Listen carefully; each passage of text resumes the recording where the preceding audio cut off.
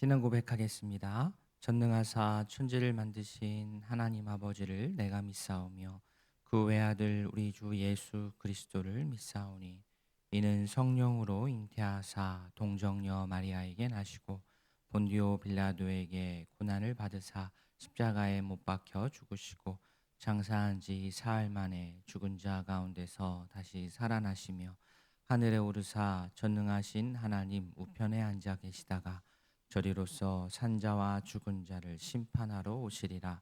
성령을 믿사오며 거룩한 공회와 성도가 서로 교통하는 것과 죄를 사하여 주시는 것과 몸이 다시 사는 것과 영원히 사는 것을 믿사옵나이다. 아멘. 찬송 14장 주 우리 하나님 찬양하겠습니다. 찬송 14장입니다. 주 우리 하나님 하늘에 계시니 온 천하 만민 주 앞에 찬송하네. 이 천지 만물도 주 앞에 엎드려 그 거룩하신 이름을 늘 높이네. 주 언약하신 것 끝까지 지키니 저 하늘나라 향하여 곧 가리라. 주 얼굴 배울 때 내 마음이 기쁘고 영원히 주의 영광을 찬양하리. 왕의 왕 되신 주 하늘에 계시니 이 세상 죄악 이기신 구주 예수 저 천군 천사들 주옹이하고서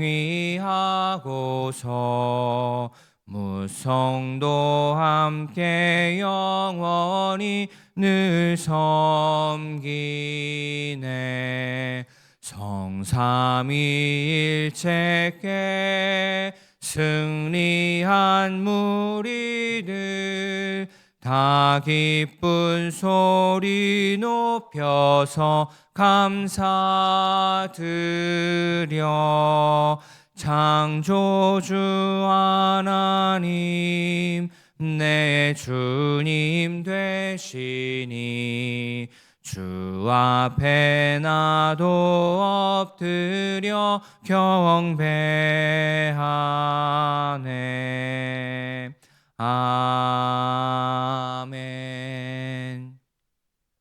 사랑의 하나님 아버지, 지난밤 평안으로 지켜주시고 하루를 시작하며 예배당에 나와 말씀과 기도로 주님 앞에 서게 하시니 감사합니다.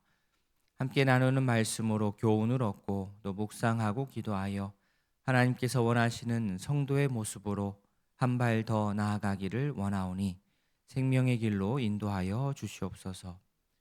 2026년도 벌써 반이 지났습니다. 살같이 빠르게 지나는 세월을 지혜롭게 보내게 하시고 하나님 기뻐하시는 일들로 채워가도록 은혜를 더하여 주시옵소서. 오늘도 우리와 함께 해주실 것을 믿으며 예수님의 이름으로 기도합니다. 아멘. 하나님의 말씀 시편 8편입니다. 구약성경 808면 시편 8편 1절부터 9절까지 한 절씩 교독하겠습니다. 여호와 우리 주여, 주의 이름이 온 땅에 어찌 그리 아름다운지요. 주의 영광이 하늘을 덮었나이다. 대체적으로 말미암아 어린아이들과 젖먹이들의 입으로 권능을 세우시며 이는 원수들과 보복자들을 잠잠하게 하려 하심이니이다. 주의 손가락으로 만드신 주의 하늘과 주께서 베풀어 두신 달과 별들을 내가 보오니 사람이 무엇이기에 주께서 그를 생각하시며 인자가 무엇이기에 주께서 그를 돌보시나이까. 그를 하나님보다 조금 못하게 하시고 영화와 존귀로 관을 씌우셨나이다. 주의 손으로 만드신 것을 다스리게 하시고 만물을 그의 발 아래 두셨으니 곧 모든 소와 양과 들짐승이며 공중의 새와 바다의 물고기와 바닷길에 다니는 것이니이다. 같이 봅니다. 여호와 우리 주여, 주의 이름이 온 땅에 어찌 그리 아름다운지요. 아멘. 시편 8편의 표제는 다윗의 시 인도자를 따라 깃딧에 맞춘 노래 이렇게 되어 있습니다. 여기서 깃딧이 무엇을 뜻하는지 명확하게 알 수는 없지만 학자들은 대체로 예배에서 사용했던 어떤 예배적인 지시, 즉 연주 방식이라고 합니다. 그러니까 시편이 의미 있는 노래였기 때문에 그렇습니다. 시편 8편은 말씀도 말씀이지만 시편 8편을 가사로 한 찬양이 성도들에게 많이 불리면서 더 많이 성도들에게 알려지게 되었습니다. 유튜브에 시편 8편을 이렇게 검색을 해보시면 시편 8편을 말씀을 읽어주는 그러한 설교도 있겠지만 많은 영상 중에 하나가 시편 8편으로 되어 있는 찬양입니다. 기회 되시면 한번 찬양을 들어보시기를 추천합니다. 시편 8편의 특징 중에 하나는 처음과 끝이 같다는 겁니다. 1절과 마지막 9절. 여호와 우리 주여, 주의 이름이 온 땅에 어찌 그리 아름다운지요. 다윗은 이 시 전체를 여호와의 영광의 주제로 앞뒤를 이렇게 감쌌습니다. 다윗은 하나님을 이스라엘의 어떤 민족의 신만으로 제한하지 않았습니다. 어떻게 창조주 하나님을 한 민족의 신만으로 제한할 수 있겠습니까? 하나님은 온 우주의 하나님이십니다. 1절 뒷부분에 주의 영광이 하늘을 덮었나이다. 이 말은 저 하늘 높이까지 주님의 위엄이 가득합니다. 다 이어집니다. 하나님의 영광은 이러한 피조 세계를 초월하는 아주 넓은 범위입니다.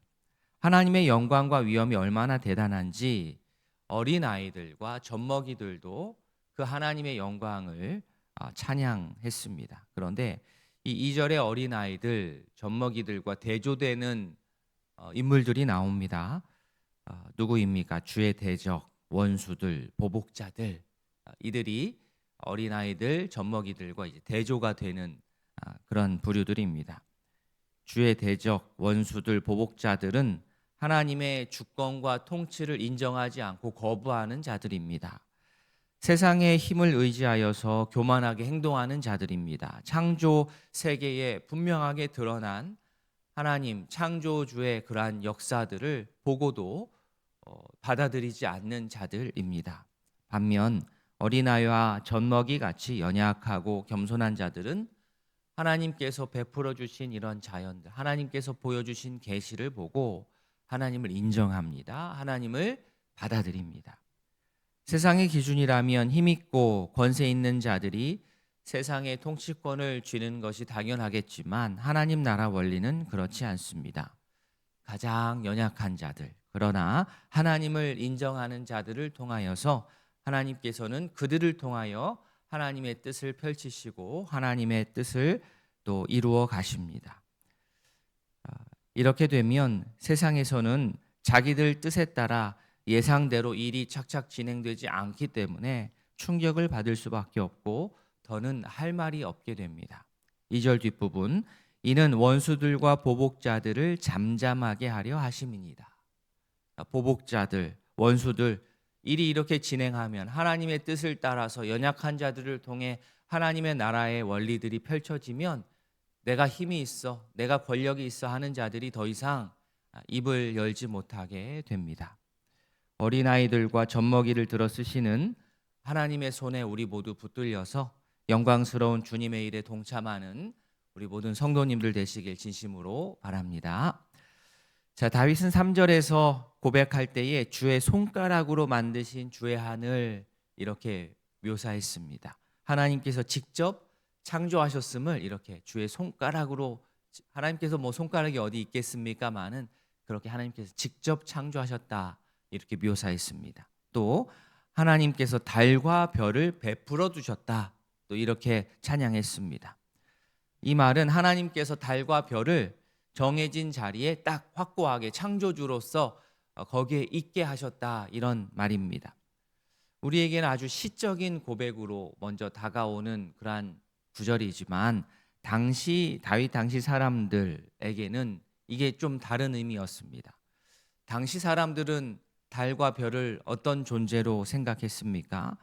하나님께서 창조하신 피조물로 본다기보다는 자신의 어떠한 운명을 쥐고 있는 어떤 자신의 경배의 대상으로 달을 보고 또 별을 보고 별자리를 봤던 자들입니다.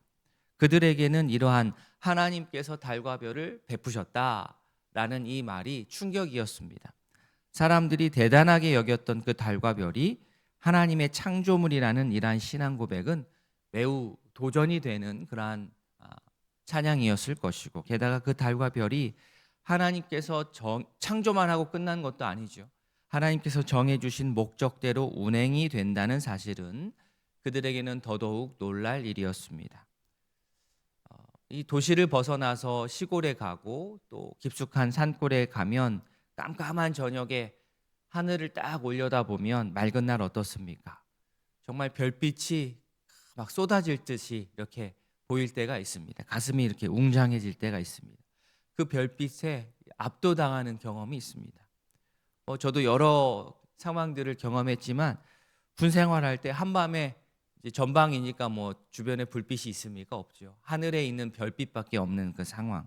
소초에서 하늘을 올려 보았을 때를 저는 아직도 기억합니다. 그 엄청난 우주와 대조되는 이 대조감이 있거든요. 야, 이렇게 넓은 우주를 만드신 하나님. 그런데 나는 이렇게 작은 이 대조가 극명하게 느껴졌습니다. 이 거대한 온 세상을 창조하신 하나님께서 이 티끌 같은 나에게까지도 찾아오셔서 관심을 주시고 사랑을 주시고 구원을 주신다는 게 이게 참 실감나지 않았습니다. 딱 다윗이 4절에 고백한 그대로였습니다. 사람이 무엇이기에 주께서 그를 생각하시며 인자가 무엇이기에 주께서 그를 돌보시나이까. 광활한 자연을 보면서 우리가 야 멋있다 하고 끝날 일이 아닙니다. 대자연을 보면서 대우주를 보면서 창조주 하나님을 우리가 분명히 떠올리기를 바라고, 온 우주 만물의 창조주 하나님께서 바로 나를 찾아오셨고 나를 자녀 삼아 주셨다는 그 사실에 우리 모두가 감사하고 감격할 수 있기를 바랍니다. 하나님께서는 그런데 더 나아가서 우리에게 이 거대한 창조 세계를 다스릴 책임을 주셨습니다. 여기서 다스린다라는 것은 내가 그 권위적으로 내 마음대로 다 휘두른다, 난개발을 한다, 이런 뜻이 아니고 하나님의 마음을 가지고 청지기로서 이 창조 세계를 잘 관리해 나가야 됩니다. 잘 다스려야 됩니다. 잘 돌봐야 됩니다. 존귀하고 영화로운 왕관을 쓴 우리 거룩한 책임으로 하나님의 이러한 창조 세계, 각종 동물을 포함한 전체 자연을 잘 돌봐야 되는 그런 책임을 특별히 성도들은 더더욱 우리가 마음을 모아서 잘 감당하기를 바랍니다. 온 세상 가운데 가장 크신 하나님께서 온 세상을 창조하시고 어쩌면 가장 작고 연약한 인간을 기억하시고 우리에게 하나님의 형상에 합당한 존엄과 그런 세상을 돌보는 사명을 우리 각자에게 맡겨주셨습니다. 먼저는 우리를 둘러싼 이런 자연 만물을 보면서 하나님의 그러한 세밀한 손길을 느끼기를 바라고, 또 창조주 하나님을 찬양하면서 하나님께 영광을 돌려드리기를 원합니다. 하나님께서 베푸신 자연에 감사하고 또 하나님의 마음을 가지고 잘 보존하고 돌보고, 그래서 이 땅에서 하나님의 뜻을 이루어 나가는 복된 성도로 우리 모두 살아갈 수 있기를 진심으로 소원합니다. 아멘. 오늘 말씀을 기억하며 기도하겠습니다. 먼저 두 가정을 위해서 기도합니다. 임경선 집사님 가정, 말씀 안에 바로 서는 가정, 맡겨진 직분 기쁨으로 감당하고 자녀들 앞길 인도를 위해서 기도해 주십시오. 박경숙 B 권사님 가정, 오직 성령 충만, 말씀과 기도의 지경이 넓어질 수 있도록 권사님 가정 위에 기도해 주시기 바랍니다. 우리 환우들의 건강 회복을 위해서 속해 있는 목장 식구들, 또 오늘 저녁에 있을 수요 기도회를 위해서 또 또 개인의 기도 제목으로 계속해서 아뢰도록 하겠습니다. 다 함께 기도하시겠습니다. 하나님 아버지, 오늘 시편 8편을 통하여서 하나님께 영광을 올려드리며 이 시간 함께 기도합니다. 온 우주를 창조하신 하나님,